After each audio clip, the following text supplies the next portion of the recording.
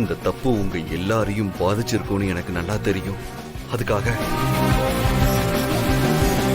நான் உங்க எல்லார்கிட்டையும் மன்னிப்பு கேட்டுக்கிறேன்.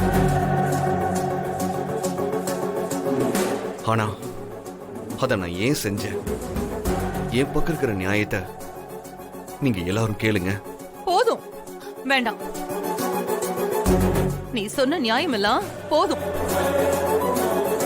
நாங்க எல்லாரும் இங்க நொந்து போயிருக்கோம்.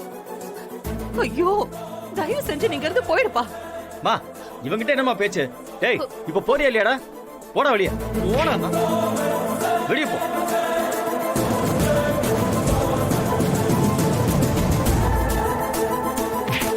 போடா. வெற்றி,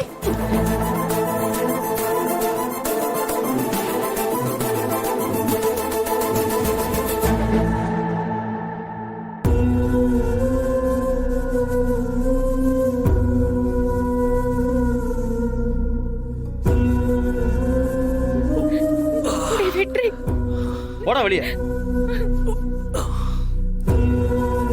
இங்க பாருங்க, நீங்க நான் அடிச்சாலும் சரி இல்ல கொன்னாலும் சரி, நான் என் துளசியை விட்டுட்டு போக மாட்டேன்.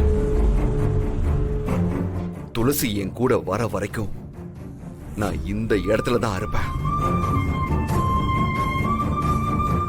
எவ்வளவு சொன்னாலும் கேட்க மாட்டியாடா நீ?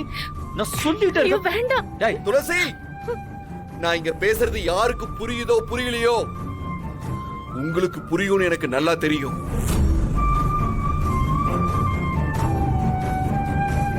உங்க மேல எனக்கு நம்பிக்கை இருக்கு துளசி. நான் உங்களை உயிருக்கு உயிரா லவ் பண்றேன். உங்களை பார்த்த முதல் தடவையே உங்களை எனக்கு பிடிச்சிருந்துச்சு. நான் உங்களை கல்யாணம் பண்ணிக்கிட்டு உங்க கூட வாழணும்னு ஆசைப்பட்டேன்.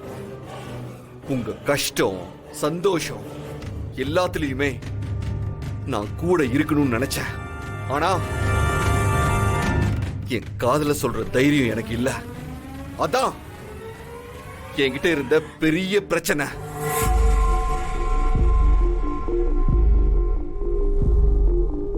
எத்தனையோ தடவை உங்ககிட்ட என் காதல சொல்ல முயற்சி பண்ண, ஆனா என்னால முடியல.